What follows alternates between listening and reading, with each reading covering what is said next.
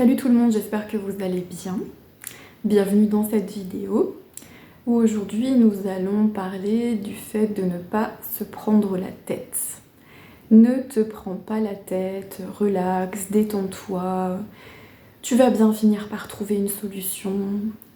Alors, on nous a tous dit ça une fois dans notre vie, voire même plusieurs fois. Moi, j'avoue que quand justement je me prends la tête sur quelque chose et que quelqu'un vient me dire de ne pas me prendre la tête, ça m'énerve encore plus. Mais c'est normal parce que je suis complètement happée et focalisée sur le fait de trouver une solution là, maintenant, dans l'immédiat. On se prend beaucoup la tête de manière générale. On a du mal aussi à lâcher prise, comme on dit, à mettre un petit peu de côté certaines problématiques qui sont très récurrentes et qui parfois viennent complètement nous obséder pour focaliser notre attention sur autre chose et puis se faire un peu plaisir, se changer les idées. Des fois ça aide beaucoup, surtout quand on n'arrive pas à solutionner un problème dans l'immédiat. Il y a quelque temps, j'ai enseigné dans une école primaire et j'admirais justement la capacité des enfants à savoir voguer, j'ai envie de dire, parmi les remous et ne pas faire toute une histoire pour quelque chose et savoir passer à autre chose. Et des fois, moi-même, j'étais embêtée, j'étais préoccupée. On voyait que je pensais très fort à quelque chose et que j'étais pas vraiment là, présente à ce que je faisais.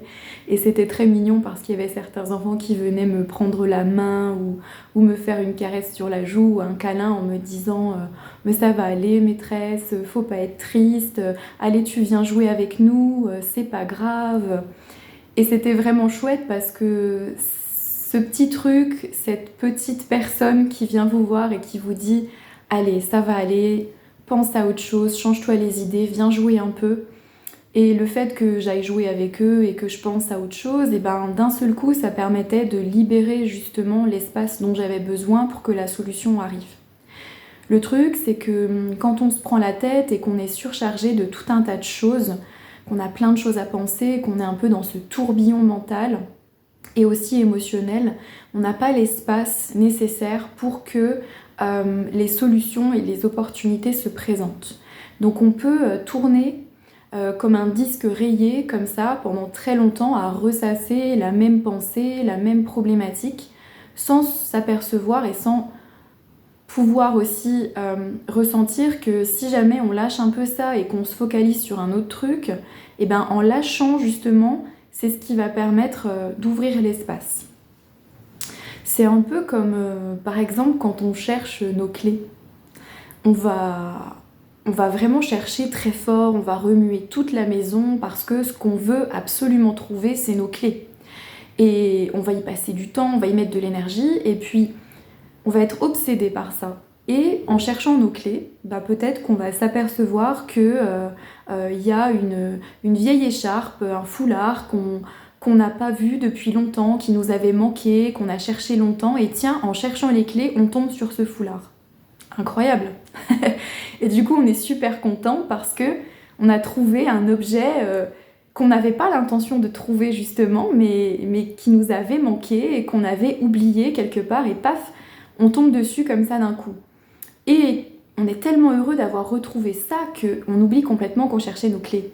Et on se dit oh bah tant pis parce que finalement j'ai trouvé ça que j'avais perdu depuis encore plus longtemps. Alors c'est curieux d'observer justement ces phénomènes dans la vie quotidienne qui nous montrent que quand on cherche absolument quelque chose, bah en fait on peut tomber sur un autre truc, et c'est ça la magie de la vie. Et c'est comme ça aussi que les solutions elles nous arrivent, c'est quand on arrête de les chercher ou quand par hasard, paf, il y a un déclic qui survient. Je pense que vous avez déjà tous expérimenté ça. Vous voulez quelque chose, vous mettez toute votre énergie, vous en faites vraiment un cheval de bataille au quotidien, vous y pensez tous les jours et vous cherchez des solutions partout et il n'y a rien qui se passe. Alors vous commencez un peu à désespérer, vous vous dites ben mince, je cherche, je trouve pas, je cherche, je trouve pas, ça n'arrive pas. Et puis à un moment donné, alors que vous pensez à autre chose, que ça fait une semaine que vous êtes focalisé sur un autre truc, paf, le déclic. Le déclic, ça y est, paf, ça arrive. Vous l'attendiez pas, vous le cherchiez pas, et ça se présente. Et d'un seul coup, vous vous dites, ah bah tiens, c'est vrai que j'y pensais plus, mais en fait, ah bah, elle est là ma solution. Et si vous observez aussi ça, quand justement on se prend plus la tête et que on se dit que dans tous les cas ça va arriver, qu'on va avoir ce truc qui va se présenter, ça le fait aussi dans les rencontres. Vous voulez, je sais pas, par exemple, rencontrer quelqu'un absolument dans les mois qui viennent, vous dites je veux quelqu'un, je veux quelqu'un, je veux que quelqu'un se présente dans ma vie, alors en général, vous faites votre demande à l'univers, oui, envoyez-moi quelqu'un, bref. Et puis, ça vient pas. Et puis tous les jours, vous râlez, parce que vous dites que vous êtes seul, que vous en avez marre d'être seul, que vous rencontrez personne, que c'est horrible et que vous allez peut-être passer tout le reste de votre vie tout seul, comme une vieille fille ou un vieux garçon. Et puis, vous passez à autre chose, vous sortez, vous allez, je sais pas, moi au cinéma, vous faites vos petits trucs, vous y pensez plus, vous vous dites bon, advienne que pourra. Paf, je lâche le truc. 2-3 semaines après, un mois après, alors que vous y pensez plus, paf, vous rencontrez quelqu'un.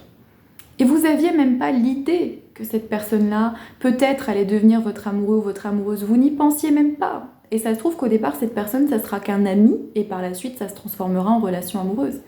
Et c'est ça qui est génial, en fait. C'est que les choses nous arrivent quand on les attend plus, presque.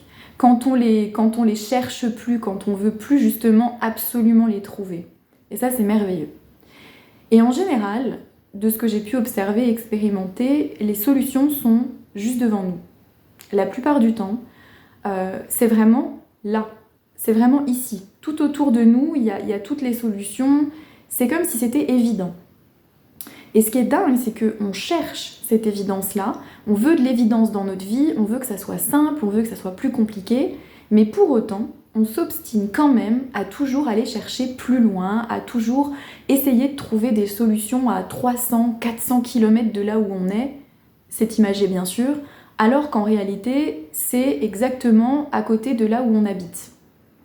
C'est comme si tout autour de nous, dans notre espace quotidien, on avait tout un tas de possibilités déjà, tout un tas de solutions, tout un tas de choses qu'on peut utiliser, qu'on peut mettre à profit, desquelles on peut se nourrir et s'alimenter, mais on va tellement vouloir aller chercher à l'autre bout de la planète qu'on va pas voir que c'est là, que c'est déjà présent.